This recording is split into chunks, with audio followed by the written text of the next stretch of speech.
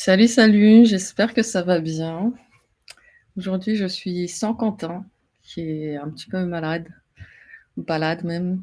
Donc, je vais vous faire une petite démo du nouveau plugin OpenAI et voilà, j'espère que ça va vous plaire, sachant que, je crois que je viens à l'instant, genre 10 secondes avant que la vidéo commence, avant que le stream commence et je vois que je m'appelle Q dans ce stream. Je vais me renommer déjà. C'est parce qu'il me manque trop. Du coup, pôle d'identité. Hop là. Déjà, est-ce que vous m'entendez bien? Parce que je suis sur un autre setup inhabituel et du coup, je sais pas si tout fonctionne bien comme il faut. J'ai redémarré la box juste avant de commencer.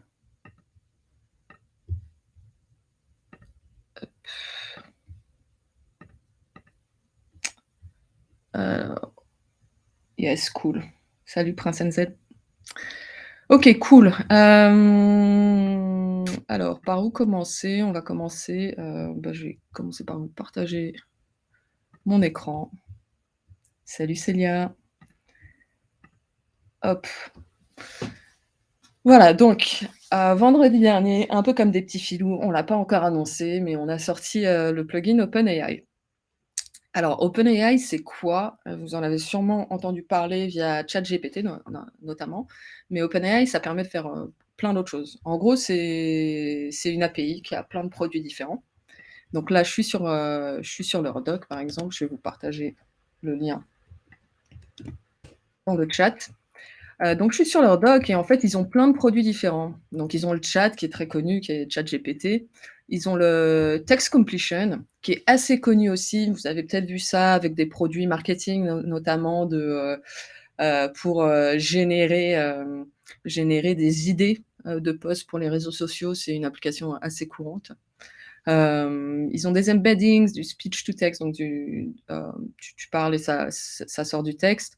Du fine tuning, donc pour entraîner ton propre modèle d'intelligence artificielle et la génération d'images, via quelque chose qui s'appelle DALL-E. Et nous, dans notre plugin, donc quand je vais vous montrer dans une seconde notre plugin et comment le rajouter, mais en gros, vous aurez des actions pour le chat, le texte completion et image génération, donc la génération d'images. Salut Nokajess! Donc allons-y directement. Hop, je vais vous montrer. Peut-être d'ailleurs, je vais d'abord vous montrer sur un projet vide, comme ça vous verrez. Hop, si vous créez un projet vide, hop, on va se faire là-dessus, vide. Vous trouverez le plugin ici. Alors, je vais me mettre en dark mode. Je suis vraiment pas sur mon setup habituel. Où est le dark mode? Où est le dark mode? Où est le dark mode? Ah, il est là, je crois. Le dark mode est là. Voilà, tout va mieux.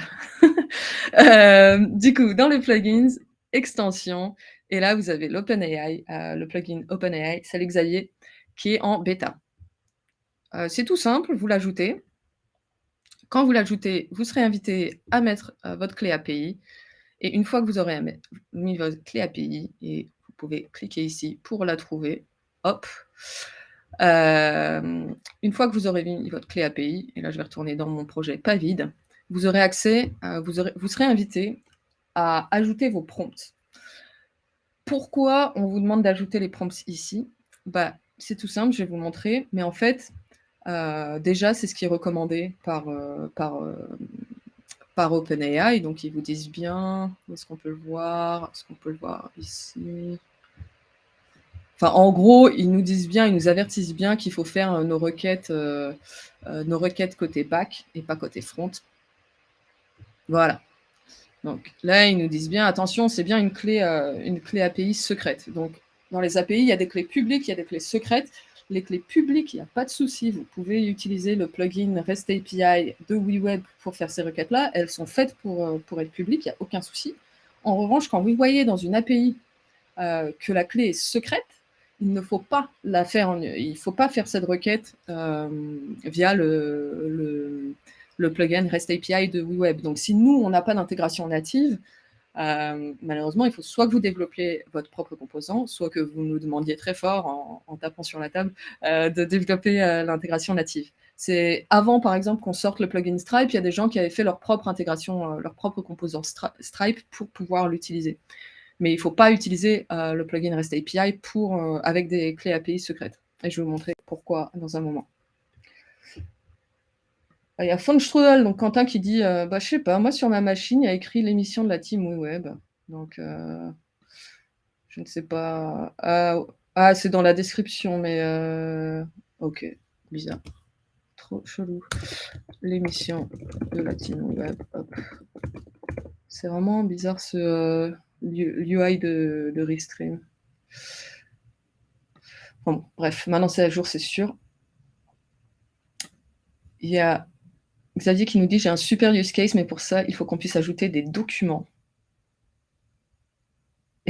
Ceux qui disent: «C'est un hack de la team Bubble». Ouais, les coquins. C'est quoi ton use case, Xavier? Ça nous intéresserait de savoir. Alors du coup, retournons sur, notre, je vais d'abord vous montrer comment. Ouais, déjà, on va passer un peu de temps sur la doc, la doc OpenAI, je pense que c'est intéressant. Donc, on a dit qu'il y avait plusieurs produits, disponibles. On va commencer par Text Completion.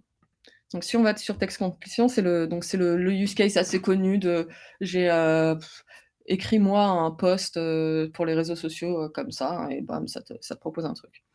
Donc ici, en gros, dans la doc, il vous montre comment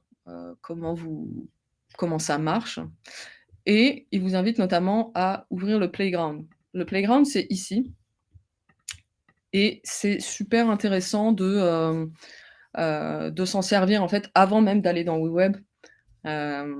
C'est intéressant de le faire ici parce qu'en fait, dans leur playground, c'est ce que vous en fait, tous les tests que vous ferez ici, ça vous facilitera après la vie dans WeWeb.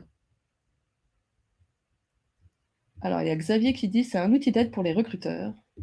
On va parser les CV pour identifier un pourcentage de match avec une fiche de poste». OK, super intéressant. Je suis en train de réfléchir,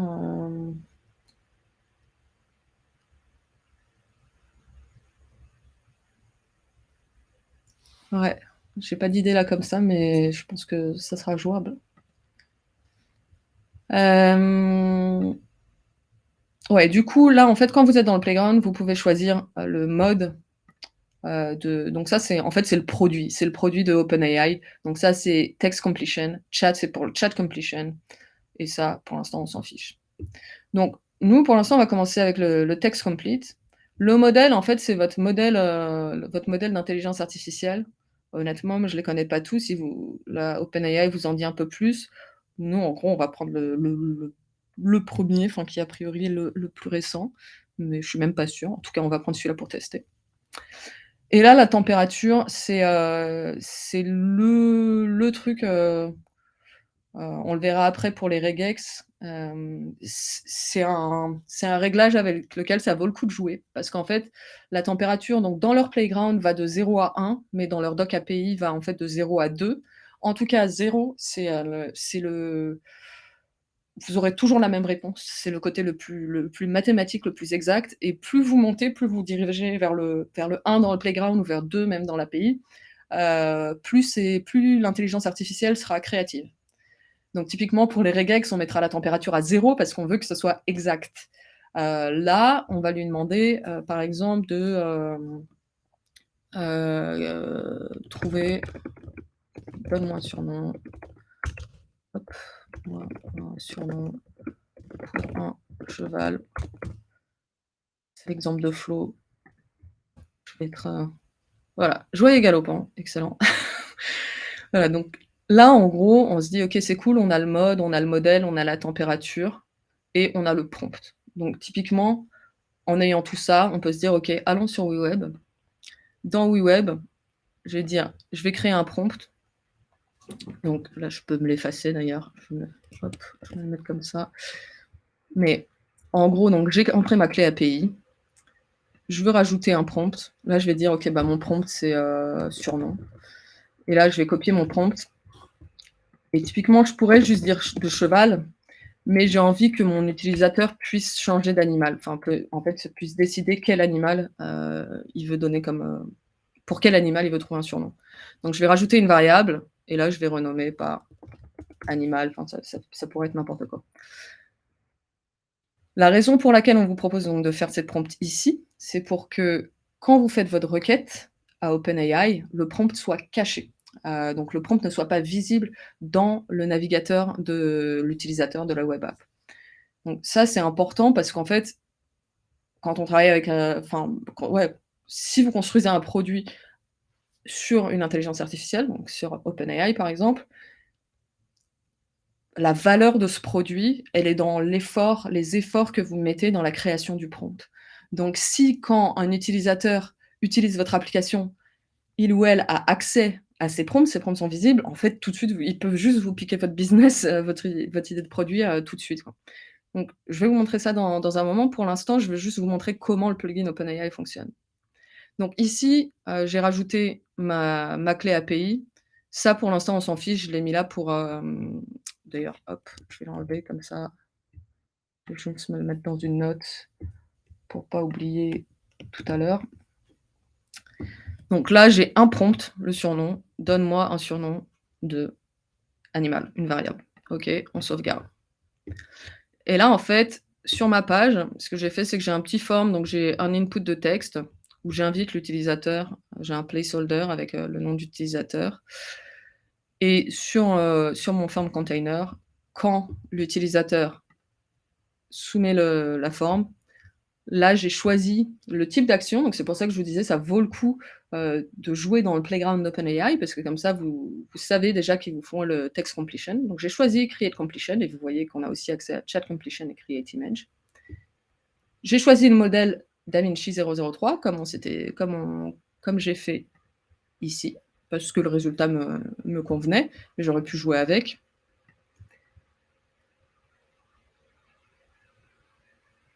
Là, mon prompt, c'est le surnom.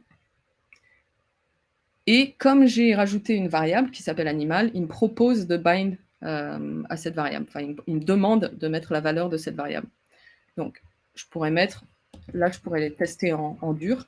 Si je teste en dur, je vais voir ma température. Donc ça, tout ça, je m'en fiche honnêtement, moi je connais pas bien encore l'API d'OpenAI. On vous a mis des petites notes pour essayer de vous aider, mais globalement, si vous savez pas ce que ça fait, je vous invite à regarder la doc d'OpenAI. Selon vos cas d'usage, ça aura peut-être une valeur. Donc là, la température, on va la mettre à 0,7 comme on a fait dans le playground. Voilà, tout ça après, nous on s'en fiche. Je vais tester, hop. Et là, je vais avoir une réponse. Donc, dans ce cas précis, donc il me semble qu'il y a un endroit où on peut choisir. Ouais, voilà. Là, on a demandé à ce qu'il y ait un seul choix. On aurait pu demander plusieurs choix. Nous, on n'en veut qu'un seul. Il me propose cochonnet pour un cheval. Moi, je trouve pas ça terrible, mais bon, ok. Il a peut-être été trop créatif. Et ah cool, il y a plein de monde qui est arrivé. Salut Olivier, salut Vincent. C'est les nouveaux. Il y a Xavier qui dit: «J'ai fait un prompt de ouf pour décortiquer des factures sans utiliser d'OCR, ça marche super bien et c'est moins que la plupart». Ah, c'est moins cher, j'imagine, que la plupart des outils OCR. Nice, je te reconnais bien là.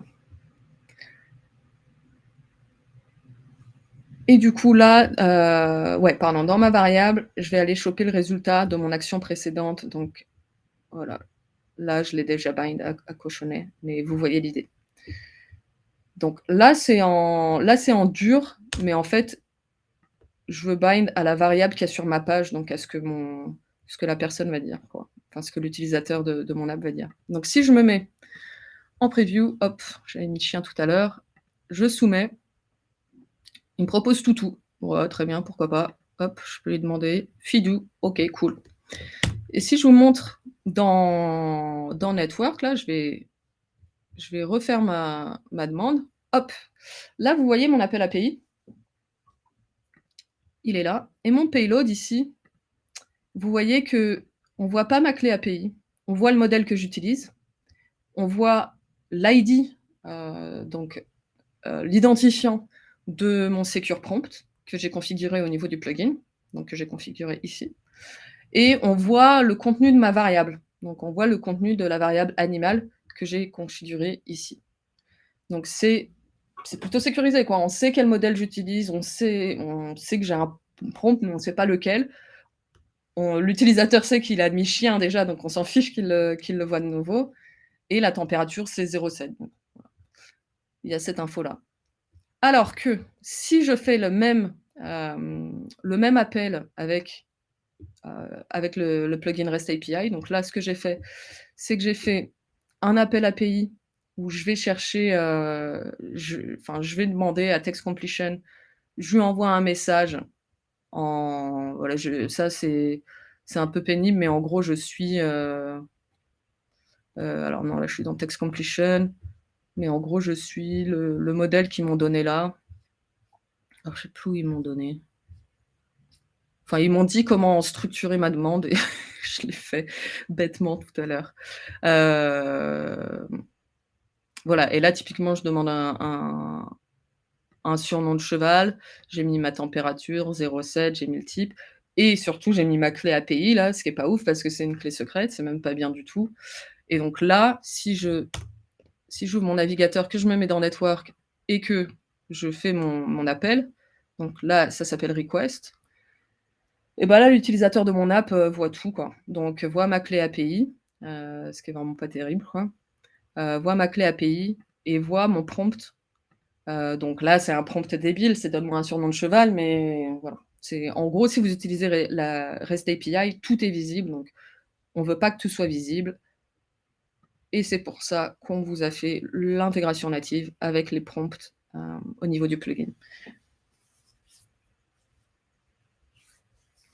Est-ce que c'est clair là-dessus? Ça vous parle? Ça vous semble, relativement intuitif ou c'est galère? Et la notion de, je sais que pour, Xavier, c'est déjà connu, mais la notion de clé publique, clé secrète aussi, enfin voilà, ça vous parle? Enfin voilà, si vous débutez, juste retenez que quand vous utilisez une API, c'est important de regarder dans la doc si la clé est publique ou secrète. Si elle est secrète, ne pas utiliser le plugin REST API parce que, heu, vous aurez besoin de mettre, l'autorisation dans le header, ça sera visible pour les utilisateurs de votre app dans leur navigateur. Voilà, du coup, pour le text completion, je pense qu'on est pas mal. Hop. Célia me dit que c'est clair, c'est cool. Alors, je regarde mes petites notes. OK, je pense qu'on est pas mal là-dessus. Du coup, ça pourrait être chouette aussi de faire un test avec, ouais, faisons un autre text completion. On vous a créé un pardon, hop. En même temps que le plugin OpenAI, on a sorti, 2 nouveaux templates, template GPT et regex. Template GPT, c'est un clone de ChatGPT, donc vous pourrez faire joujou. Je vais vous montrer rapidement aussi comment faire tout à l'heure et puis le template regex, c'est le template que j'ai ici et en fait, donc voilà, le plugin OpenAI sera dedans. Les prompts sécurisés seront, visibles dès que vous entrerez votre clé API et globalement, là, si je regarde mon prompt sécurisé, en fait, je vais le copier, hop, je vais le copier dans le playground avant. Voilà. Voilà, j'ai ce prompt-là. Donc vous voyez tout de suite que c'est un prompt un peu plus costaud que donne-moi un surnom d'animal. Et en fait, là, la variable qu'on va inviter l'utilisateur à mettre, c'est par exemple, j'ai besoin d'un email, quoi. Donc, on pourra mettre ça. Là, c'est toutes les instructions qu'on donne, à l'intelligence artificielle pour qu'elle nous produise la regex dans le ah pardon, et pour les gens qui connaissent pas les regex, parce qu'il doit y en avoir, désolée, je vais un peu vite, c'est un peu décousu. Regex, c'est des expressions régulières. On va regarder, hop. C'est un truc qui est vraiment hyper pénible, enfin que plein de gens détestent, qui est assez c'est hyper utile, mais c'est pas forcément hyper facile à utiliser. Donc en fait, c'est des expressions régulières comme ça, donc ça veut dire quoi? Ça veut dire en gros que, tous les caractères sont entre A et Z et A et Z majuscules. Donc en gros, si vous entrez quelque chose qui a un A minuscule, ça va pas marcher, enfin, donc ça c'est hyper, pratique, par exemple, pour vérifier que les inputs d'un utilisateur. Donc quand vous attendez une adresse mail, il y a une expression régulière qui vous permet, de vérifier que c'est bien une adresse mail que l'utilisateur a entrée et si c'est pas une adresse mail, je sais pas, vous mettez un petit, des bordures rouges au lieu de et si jamais c'est une adresse mail, vous mettez des petites bordures vertes, enfin, des petits signaux, visuels, hem, pour, heu, pour signifier à l'utilisateur que c'est pas le que soit c'est le format attendu, soit c'est pas le format attendu. Il y a Olivier qui dit: «Régulière est tellement irrégulier». Je suis chaud. Ouais, tellement c'est facile. Alors ça, c'est un exemple pourri de regex, je vais essayer de vous montrer un mieux. Ça c'est il y en avait un à un moment que j'aimais bien pour apprendre justement à faire les regex, pour s'entraîner. Il y avait un truc de j'essaierai de vous le retrouver mais OK, tant mieux Olivier. Hem, ouais, j'avais trouvé un truc assez cool pour s'entraîner à faire des regex. Je sais pas s'il y en a c'est un peu comme les flexbox quoi, faut trouver le bon truc qui vous convient bien pour s'entraîner. Hop, là. Ah, je crois que c'est celui-là, regex one. Ouais, voilà, donc là, par exemple, il faut que ça donc si je fais AB ça va pas, alors que si A, B, C, D, E, F, G, là ça va, sauf que là, en fait, ça va pas, du coup, je pense qu'il faut que je fasse A, B, C, ce caractère, non, c'est pas ça. Ah, emmener machin, donc Annie alphanumérique. Alors je pense que ça va marcher, hein. Hop, ça va pas. Voilà. Voilà, ça c'est une expression régulière où le W ça veut dire n'importe quel, caractère alphanumérique, donc typiquement les lettres minuscules, c'est ça et l'étoile ça veut dire, autant de fois, enfin, autant de répétitions, possibles, alors que plus c'est une seule répétition possible. Ah bah non, une ou plus. Donc voilà, donc ça marche. Bref, je vous mets ça là si vous voulez apprendre à faire à faire vos propres, regex. Sinon, je vous invite à utiliser le template de WeWeb et voilà, donc là, par exemple, on peut prendre un exemple. Voilà, je veux que mes users, hem, n'entrent qu'une adresse mail. Donc si ça prend du temps, enfin ça, c'est l'API, c'est pas lié à WeWeb, c'est l'API OpenAI qui peut être un peu lente, surtout quand, l'Amérique du Nord est réveillée. Donc là, ils se réveillent tout doucement, je pense à 13h30. Et Xavier qui dit: «Il est ouf ce template». Bah, c'est Flo, notre CPO, qui s'est chauffé, il y a 2 semaines là, quand on était en on-site et voilà et donc là, vous voyez qu'il y a un résultat, donc là, c'est la regex. Là, c'est ça vérifie que vous avez bien une adresse mail. Ça, c'est l'explication et ça, c'est le titre de la requête. Alors pourquoi on a ces 3 informations-là? Si on retourne ici, on voit ma demande, donc c'est la demande de l'utilisateur, ça va être user email, donc là typiquement on a mis I need my users to enter only email address. Donc ça c'est le entre crochets need que que l'on a, hop, pardon, que l'on a ici. Donc ça c'est le need, ça c'est l'input, c'est ce que l'utilisateur de notre app, va mettre. Donc c'est ceci et ensuite on lui dit: «Donne-moi la regex sans introduction ou contexte, juste donne-moi la regex». La réponse doit être, en notation littérale et doit contenir des flags, comme dans cet exemple. Donc on lui donne un exemple Et ensuite, on lui dit: «Explique-moi ta réponse en détail avec des bullet points dans un format HTML et ensuite fais-moi un résumé, enfin, crée-moi un titre». Et ensuite, on lui dit: «Voilà, le format, ça devrait être la regex.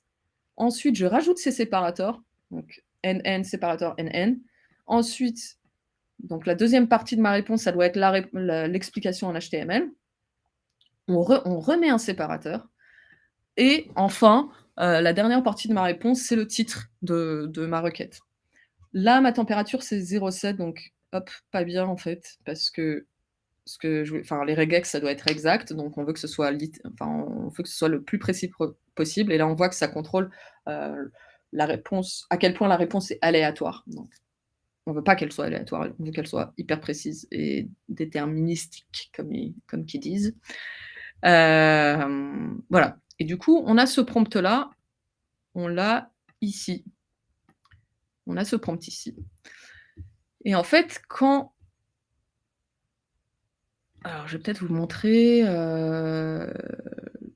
j'ai envie de vous montrer sur un, enfin, je peux vous montrer ce workflow-là, mais il est quand même très complexe et j'ai pas envie de vous faire paniquer. Alors déjà, il est où? Hop, je vais faire clear history. Hop, si je me mets sur mon bouton submit, je vais vous montrer le workflow. Donc le workflow, il peut être un petit peu, il peut être un peu effrayant au début, enfin, faut pas avoir peur. Là, c'est surtout des trucs cosmétiques en fait pour cacher le résultat tant que la personne a pas envoyé sa demande, montrer un loader. Et voilà la requête OpenAI. Donc c'est encore create completion. C'est encore le modèle DaVinci. Cette fois-ci, donc notre prompt s'appelle return regex. Le need, donc c'est encore voilà, c'est l'input qu'il y a sur la page que l'utilisateur va remplir. Et là, on a mis la température à 0. Et en fait, quand on fait ce test, alors je vais peut-être, hop,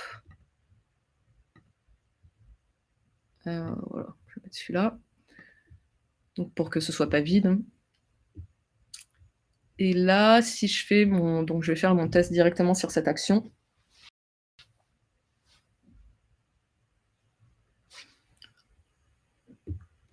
Et en fait, vous voyez qu'ici, ce que j'ai fait, c'est que j'ai pris le résultat. Donc, pardon, le résultat est ici, hop, hop. Le résultat, c'est un gros paquet là, c'est un gros texte avec les trois choses que j'ai demandé à OpenAI. Donc, je lui ai demandé la regex, l'explication et ensuite un titre. Et à chaque fois, j'ai utilisé donc ce end séparateur NN pour indiquer qu'il y avait un séparateur. Et du coup, ce que ça me permet de faire, c'est dans l'action qui suit, je peux dire, bah, retourne-moi une valeur qui est un array. Et en fait, tu vas prendre, tu vas prendre le résultat de l'action précédente, donc quand j'ai demandé à OpenAI, hop, tu vas prendre ce texte, et ce texte, tu vas me le split. Et en fait, le split, ce que ça fait, c'est que donc, le premier argument, c'est le texte, donc c'est le résultat de mon action précédente. Et le deuxième argument, c'est à quel endroit je split ce texte, à quel endroit je le sépare. Et ben, je le sépare là où j'ai mis end, séparateur end. Ça pourrait être autre chose, hein, ça aurait pu être, je sais pas, end, split end, ça aurait marché aussi. Mais il faut quand même que ce soit suffisamment unique. Si vous mettez juste, par exemple, des slash, par exemple, enfin, potentiellement, il peut y avoir des slash dans vos regex. Enfin, faut trouver un séparateur qui est unique pour que ça sépare pas à de mauvais endroits, quoi. Voilà. Et du coup, après, comme on a ça, hop, si je fais ça, tac, tac. Salut Victor. Comme j'ai ça, bah ici, je peux, hop, c'est où? C'est là. Ah ouais, donc pardon, même dans mon workflow. Est-ce que je l'ai en global workflow? Non, je l'ai pas en global workflow, c'est dommage. Tac, tac. Alors, je vais encore faire clear history. Hop, hop.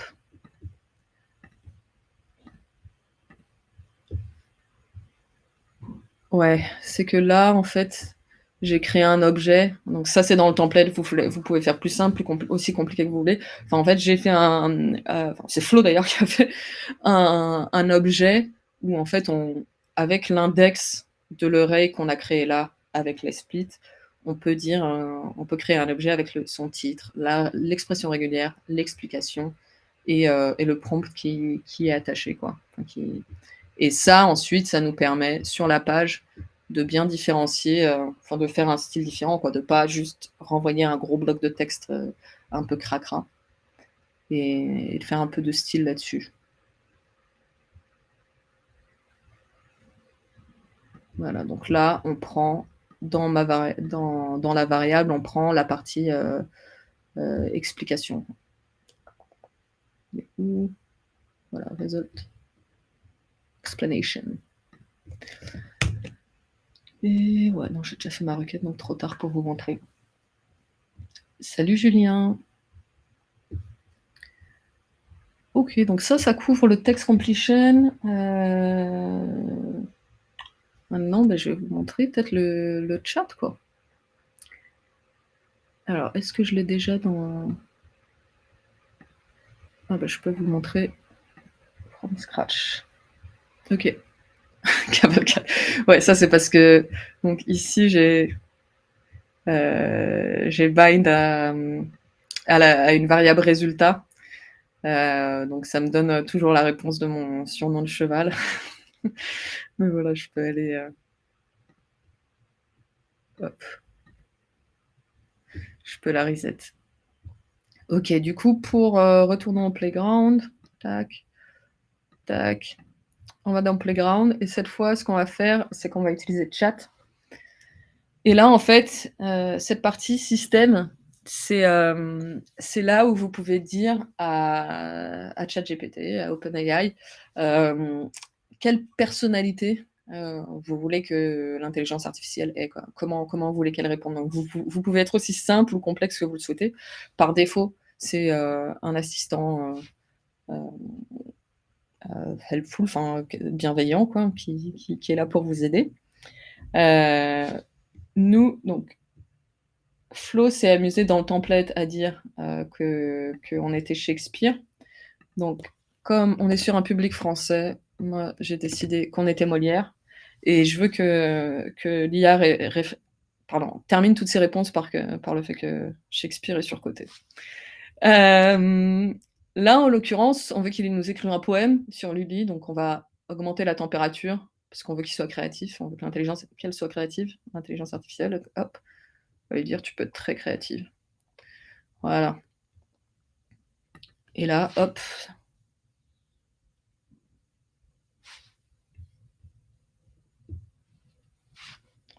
On fait Shakespeare est surcoté, donc magnifique. L'IA a bien compris qu'on parlait de Jean-Baptiste Lully, homme des arts de France, la gloire, il portait l'étendard. Donc voilà, on a un petit poème assez sympathique.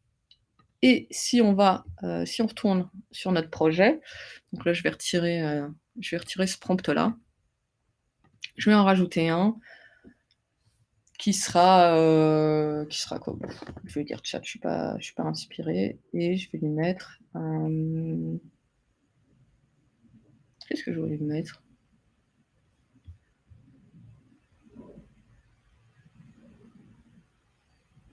Bon, c'est là, ah oui, pardon. Donc c'est là, je vais dire, il faut que je lui dise qui est le système. Donc typiquement, je vais lui redire, tu es Molière, termine toutes ses réponses par au fait, Shakespeare est surcoté. Bam. J'ai pas besoin de variables là, c'est mon système. Donc là aussi, pareil, en fait, le système, donc dans ChatGPT, ce que vous mettez là, tout ça, c'est enfin, quand vous utilisez ChatGPT, les prompts de l'utilisateur, vous n'avez pas besoin de les cacher. Enfin, c'est les utilisateurs qui vont créer les prompts, hein, donc il y a pas de notion de public privé. Enfin, ce sera forcément public puisque de toute façon, c'est l'utilisateur de votre app qui va poser ces questions.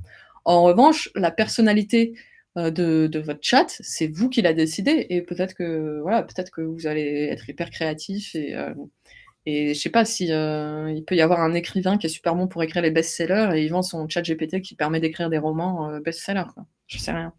Enfin, du coup, bref, il veut que son système, ou elle veut que son système soit hyper, secure. Donc voilà. Là, c'est votre système qui doit être sécurisé. Hop, on sauvegarde et là, on va dire donc, écris-moi un poème sur Lulu.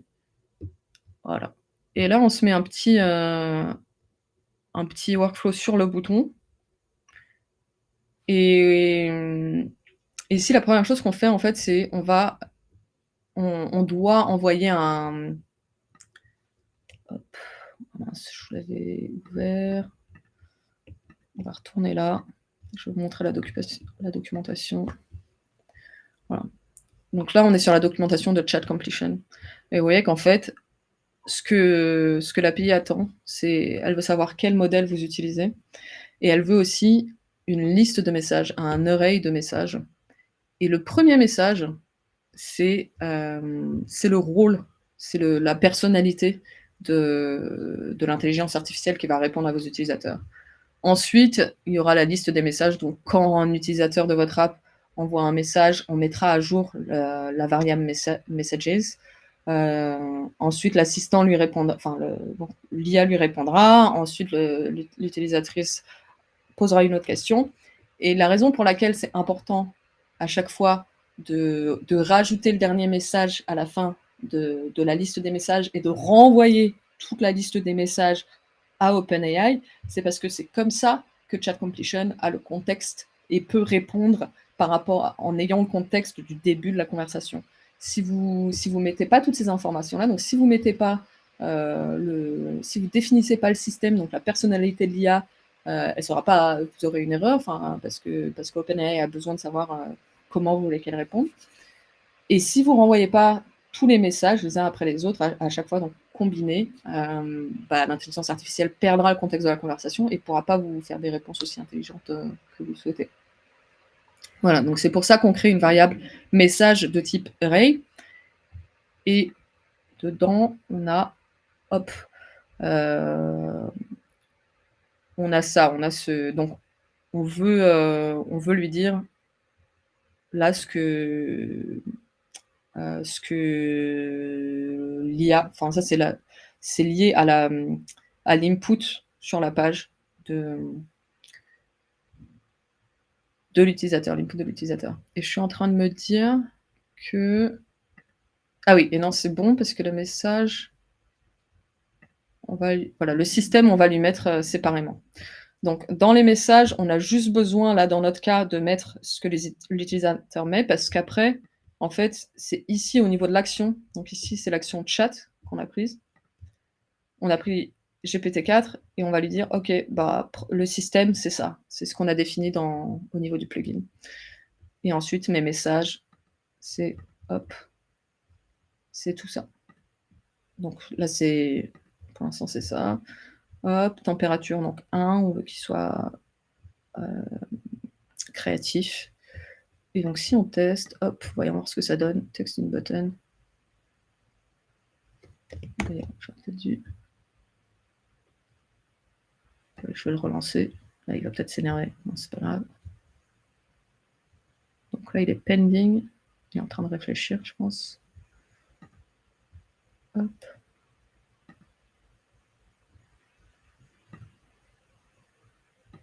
Ah zut,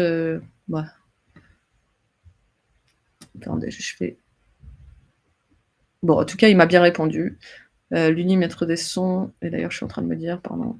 Hop, là, au lieu de mettre un paragraphe, je vais mettre un rich text. Ce sera plus joli. Je pense. Que, à voir, mais je pense.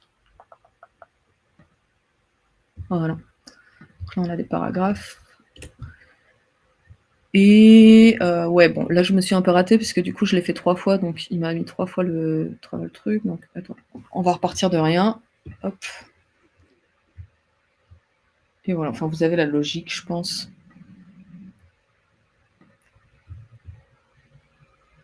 Et qu'est-ce que j'aurais voulu vous montrer? Ouais, non, je vais refresh la page quand même et vous montrer.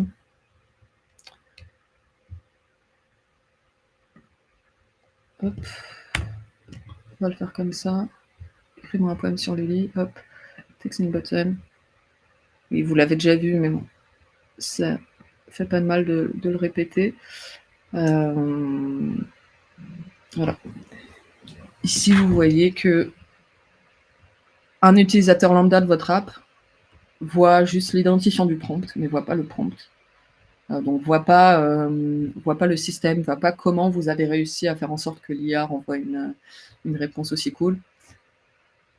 Et là, on s'en fiche que ce soit public parce que c'est l'utilisateur de toute façon qui écrit.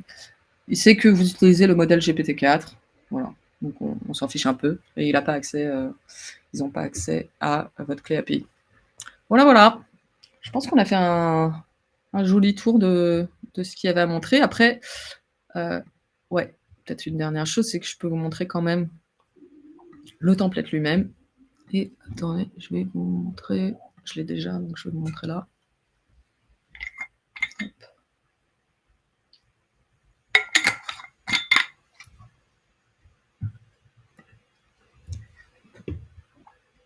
Ok, donc là, typiquement, il me demande ma clé API. Je n'ai pas. Pourtant, elle est là, ouais. Hop. Continue.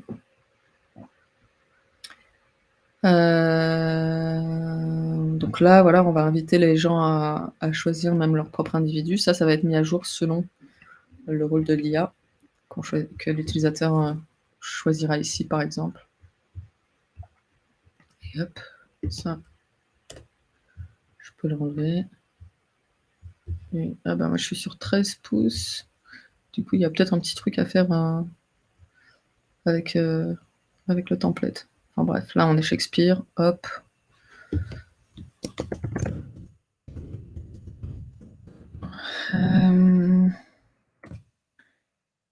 Non, je connais pas bien mes rois d'Angleterre.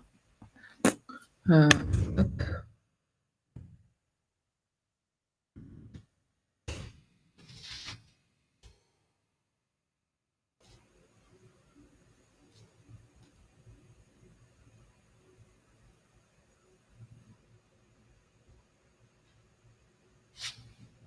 Je peux aller voir mes variables, comment elles se portent. Hop. Ah, c'est le loader.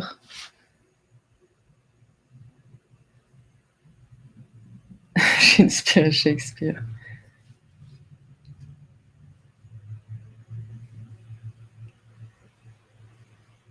Hop. Et ça, pour le loader, c'est une petite astuce. Vous pourrez voir comment Flo l'a fait. C'est aussi Flo qui a construit ce template. Mais vous avez vu que là, à un moment, dans la variable, avant que ChatGPT nous réponde, il y avait rôle, machin, loader. Et en fait, c'est une astuce que Flo a utilisée pour montrer un loader pendant qu'on attend la réponse de l'API. Voilà. Donc, ça vous fait un beau petit tour. Et là, le workflow, il est assez costaud. D'ailleurs, il est à 2 endroits. Il est ici. Il est ici on Enter Key. Donc, quand l'utilisateur appuie sur Entrée, ça balance le workflow. Et il est aussi, oups, pas ici, mais là. Ça, je crois que Quentin vous l'avait montré rapidement. Il est on click. Voilà, on click. Et du coup, la requête, c'est. Est-ce qu'OpenAI, c'est. Ouais, on sauvegarde le prompt de l'utilisateur, on reset l'input, on regarde si c'est la première question, parce que si c'est pas la première question, il faut faire autre chose. On rajoute le message de l'utilisateur à la fin de cette fameuse liste, quoi, de nos messages. On montre donc voilà le loader. Et ensuite, quand on envoie à OpenAI, on slice les messages comme ça selon la longueur. Bon, voilà, je vous laisserai reverse engineer tout le truc, mais c'est fonctionnel out of the box. Voilà, je pense qu'on est bon pour aujourd'hui, à moins que vous ayez des questions. N'hésitez pas. Vous pouvez, je ne sais pas si je saurai y répondre, mais j'essaierai. Hop. Je vais arrêter de partager mon écran.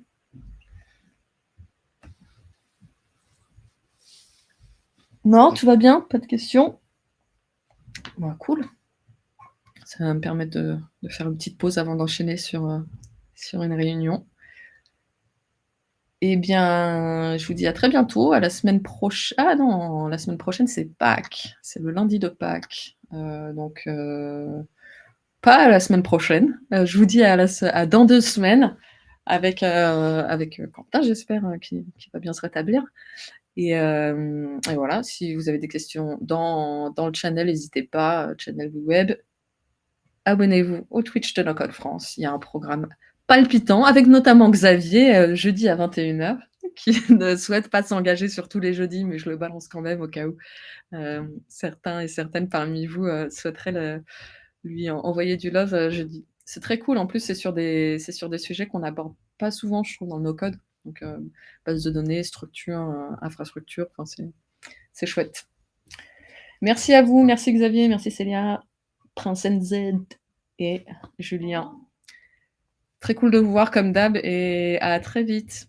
Salut et à mercredi pour ceux qui sont meet-up parisiens. Salut.